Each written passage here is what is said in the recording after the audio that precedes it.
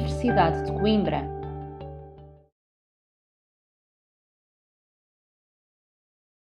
O povo é quem mais ordena. Renuncio ao Dentro cargo de Presidente da República. E abraço aos soldados paraquedistas. Este é um momento de vida à população. O povo é quem mais ordena. Terra da fraternidade. Mas o que será que esta caixa tem de diferente? Bora lá ver. Tem aqui um livro de cartoons. Abre. Que giro. Este é engraçado. Mas é um bocado estranho, é que o hotel tem ali um pato na mão. Por que será? Não faço a mínima ideia, mas é estranho. Olha, mas há ali mais coisas dentro da caixa. Ai, vamos ver. Sim, um postal.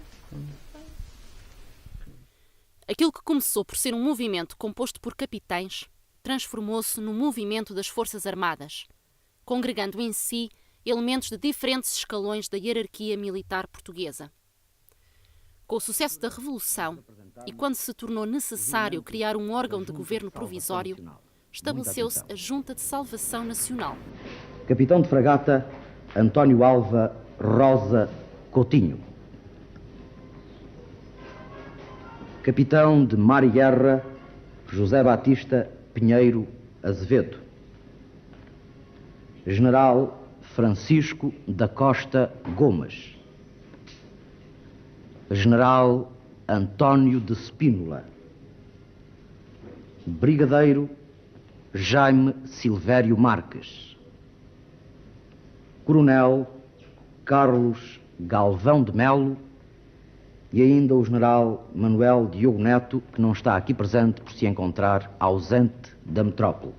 A Junta tinha que assegurar a colocação em prática do programa que o MFA tinha redigido e aprovado antes da Revolução.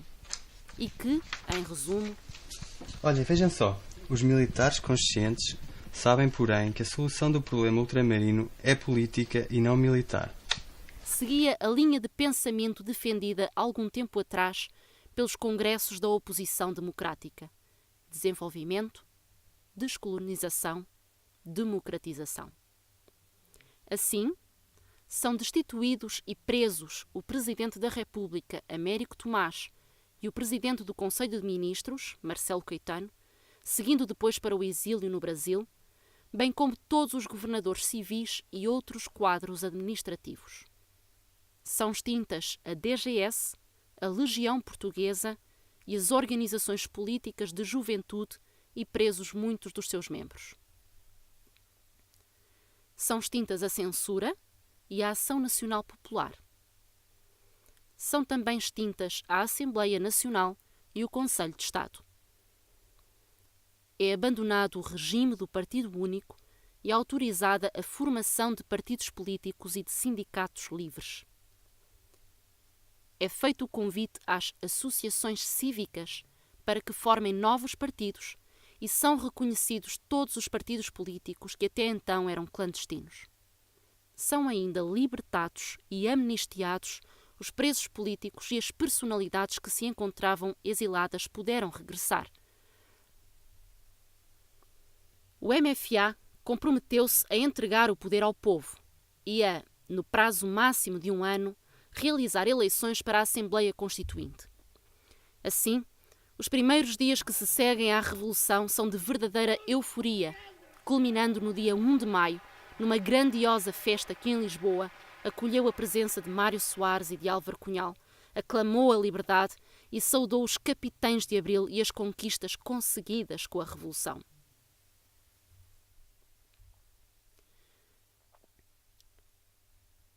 No dia 15 de maio, constituiu-se o primeiro governo provisório, sob chefia de Adelino da Palma Carlos, e o general Spínola foi nomeado Presidente da República. Contudo, rapidamente começaram os problemas e os confrontos entre diferentes ideologias. Até novembro de 1975, o país atravessou um clima de profunda instabilidade política e social, chegando a cometer-se vários abusos em nome da liberdade. O povo, finalmente livre, protagonizou uma onda de reivindicações laborais, greves e constantes manifestações. Não represento ninguém senão eu próprio. Mas passadas 4 semanas, sobre o 25 de abril, começo a perguntar e não obtenho resposta se isto será a liberdade que o povo português sonhava. Incapaz de assumir uma real liderança do país e não vendo aceito o seu pedido de mais poder, Palma Carlos acaba por se demitir em 11 de julho de 1974, deixando Spínola sozinho e praticamente incapaz de conter os revolucionários, e dando lugar a Vasco Gonçalves, que vai liderar uma série de governos provisórios de feição cada vez mais virada à esquerda. Efetivamente, o programa do movimento das Forças Armadas não permite a efetivação de transformações radicais ou revolucionárias da estrutura socioeconómica da sociedade portuguesa. Encontramo-nos desta forma perante uma divisão radical de duas vontades políticas. De um lado, o MFA e os seus apoiantes, e do outro, o general Spínola, que, não satisfeito com o rumo político que o país tomava e, sobretudo, com o reconhecimento da independência das colónias, apelou à chamada maioria silenciosa, de direita, a qual convocou uma manifestação para Lisboa no dia 28 de setembro. A maioria silenciosa do povo português terá, pois, de despertar e de se defender ativamente dos totalitarismos extremistas que se degladiam na sombra. O MFA impediu que os manifestantes entrassem na cidade com armas e o general Spínola acabou demitido e substituído no cargo por Costa Gomes. Tenho dedicado toda a minha vida ao serviço da pátria e não desejo que fique a pesar-me na consciência haver alguma vez traído os meus concidadãos. Nestas condições e perante a total impossibilidade de, no atual clima, se construir uma democracia autêntica ao serviço da paz e do progresso do país, renuncio ao cargo de Presidente da República. Nesta altura, e propiciado pela demissão de Spínola, a Junta de Salvação Nacional estava reduzida a 3 membros, o novo Presidente e os almirantes Pinheiro de Azevedo e Rosa Coutinho. Mas dentro do movimento revolucionário também havia fortes desentendimentos, sobretudo entre Vasco Gonçalves, que preferia a formação de uma sociedade socialista, Otelo Saraiva de Carvalho e o COPCON, que tinha sido constituído para fazer cumprir as condições do programa do MFA, e ainda Melo Antunes e Vítor Alves, que defendiam a opção por uma democracia pluralista. Enquanto estas fações discutiam as suas divergências, a direita e a extrema-direita tentavam reagir, o que deu lugar ao golpe de 11 de março de 1975, encabeçado por Spínola, que tentou inverter os acontecimentos através de uma insurreição na base aérea de Tancos e um ataque aéreo ao quartel do RAL 1. O MFA conseguiu controlar o golpe e o general Spínola fugiu para a Espanha, juntamente com outros oficiais. Mais uma aventura reacionária foi posta em marcha. Entre os responsáveis, menciono desde já os seguintes: General na Reserva António de Spínola. Daqui saiu reforçada a capacidade de intervenção do COPCON e a extinção, a 12 de março, da Junta de Salvação Nacional e do Conselho de Estado, e sua substituição pelo Conselho da Revolução, que tinha funções executivas e se tornava o verdadeiro centro de poder. Foi criada também a Assembleia do MFA, que iria desempenhar as funções legislativas. O Conselho da Revolução passou a orientar o processo revolucionário em curso, o PREC, tentando levar o país ao socialismo. Entrava-se assim na fase mais radical do processo revolucionário, com o crescimento das nacionalizações e a institucionalização do movimento, vendo-se ao mesmo tempo crescer a agitação social.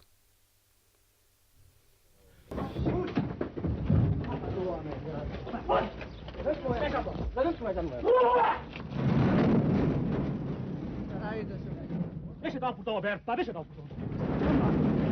O senhor anda há 8 dias a vir aqui provocar os trabalhadores e isso tem que acabar. Por todo o lado, as comissões de trabalhadores procuraram assumir o comando das empresas, impedindo os seus proprietários de entrar e mesmo destituindo os corpos gerentes. As comissões de moradores ou de ocupantes levaram a cabo a ocupação de casas vagas, quer do Estado, quer de particulares, tanto para habitar como para instalar equipamentos sociais como creches, centros clínicos, parques infantis e jardins. Procedia-se também ao saneamento sumário de quadros técnicos e de todos os funcionários que fossem considerados de direita e, especialmente no Sul, as grandes herdades foram ocupadas pelos trabalhadores, transformando-as em unidades coletivas de produção. Em resposta, vários senhorios e proprietários fugiram do país, deixando mais casas e empresas à mercê das ocupações e levando consigo muito capital, o que agravou ainda mais a crise económica que o país atravessava e levava a pensar que Portugal iria seguir um modelo coletivista soviético e dominado pelas Forças Armadas. Não há patrões somos nós todos. Reconhecendo o poder popular, o MFA ainda tentou prender alguns destes proprietários e aceitar as ações levadas a cabo pelas comissões de moradores e pelas comissões de trabalhadores. Neste clima, continuavam por organizar as eleições para a Assembleia Constituinte, uma vez que não se entendiam os que defendiam a via revolucionária e os que preferiam a via eleitoral. Foi nesse contexto que, com o receio que ganhassem os partidos mais afastados dos ideais dos militares, foi assinado o Pacto MFA-Partidos, em que estes se comprometiam a respeitar a institucionalização do MFA, a integrar na nova Constituição as conquistas de Abril e a permitir o acompanhamento da redação do novo texto constitucional por parte de uma comissão do MFA. Assim se realizaram as eleições de 25 de abril de 1975, que decorreram, apesar de tudo, em normalidade, e deram uma vitória sem maioria ao Partido Socialista. O PPD conseguiu o segundo melhor resultado, e os partidos da esquerda mais radical tiveram uma votação muito modesta. Entramos então no núcleo do verão quente. Manifestações de rua e assaltos a sedes de partidos multiplicaram-se por todo o país. No norte são assaltadas as sedes dos partidos de esquerda, no sul atacam-se as de direita, enquanto nas esferas militares do poder entram em confronto dois grupos. De um lado, o Grupo dos Nove, um conjunto de oficiais de tendência moderada, e do outro, o primeiro-ministro Vasco Gonçalves. O Grupo dos Nove dá a conhecer, a 7 de agosto, o documento Melo Antunes. Reparem, está aqui um parágrafo que é importante, eu vou ler.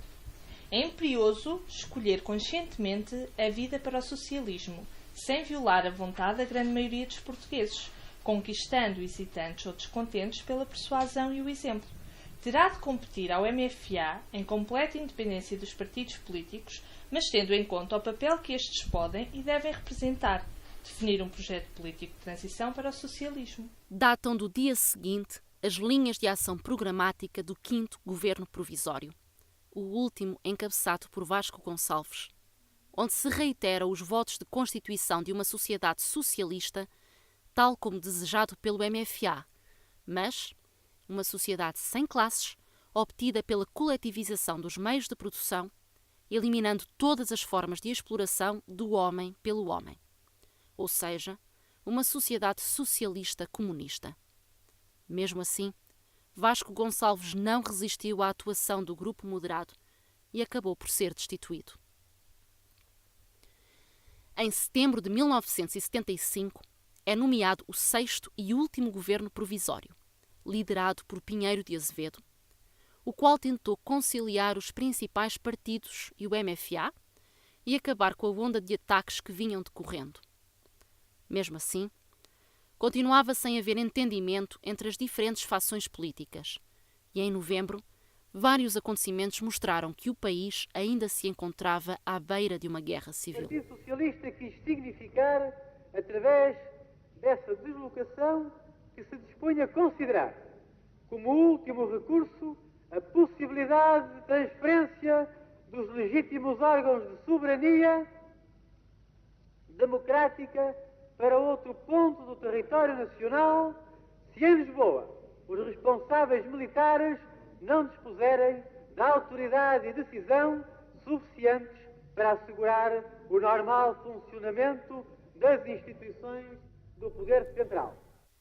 No dia 20, o Conselho da Revolução decidiu substituir Otelo Saraiva de Carvalho por Vasco Lourenço, um dos 9, no comando da Região Militar de Lisboa. E o governo anunciou a suspensão das suas atividades, alegando falta de condições de segurança para exercício do governo do país. Estou, foi sequestrado já 2 vezes. Já chega, não gosto de ser sequestrado, é uma coisa que me chateia. Está convocada uma manifestação de trabalhadores agora para as 15 horas, aqui em frente ao Palácio de Belém. O Presidente da República me falou nisso, dizendo que estava feita ou convocada uma manifestação. Eu julgo que é de apoio ao Sr. Presidente da República contra o 6º Governo. O Conselho de Ministros não voltará a reunir, portanto, enquanto não houver uma decisão do Presidente da República? Pois não. Mas foi no dia 25 desse mês que decorreram os principais acontecimentos que ditaram a evolução política do país no sentido da democracia pluralista e que fizeram mesmo temer que o país se dividisse ao meio, tal como já tinha acontecido no Vietnã ou na Coreia. Um conjunto de paraquedistas de Tancos decidiu ocupar o comando da região aérea de Monsanto e 6 bases aéreas em defesa de Otelo e do processo revolucionário.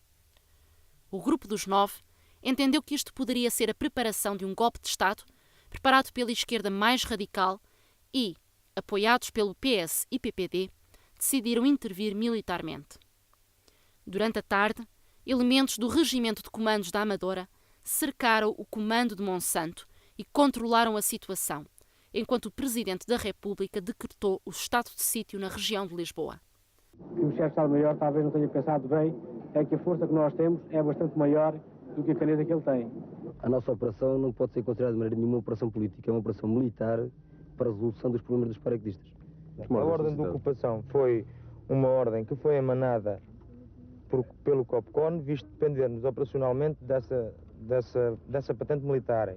Esta ação poderá ou não desencadear aquilo que poderá ser o princípio de uma guerra civil.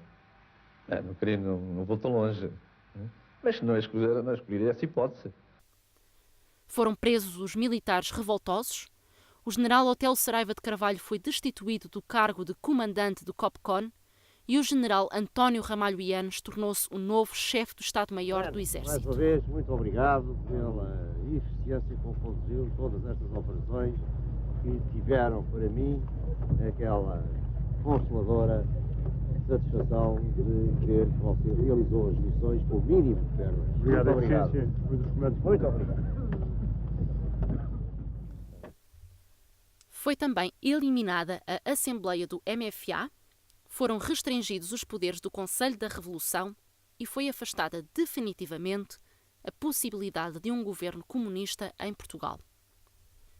A 2 de abril de 1976 foi aprovada a Constituição da República Portuguesa. A 25 de abril, realizaram-se as primeiras eleições legislativas democráticas com vista à formação do primeiro governo constitucional. E o novo Presidente da República, Ramalho Yanes, foi eleito a 27 de junho.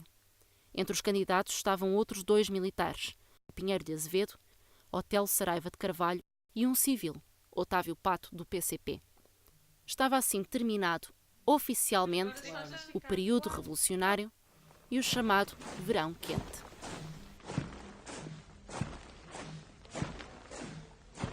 Em cada esquina um amigo, em cada rosto igualdade, Grândola Vila Morena, terra da fraternidade, terra da fraternidade.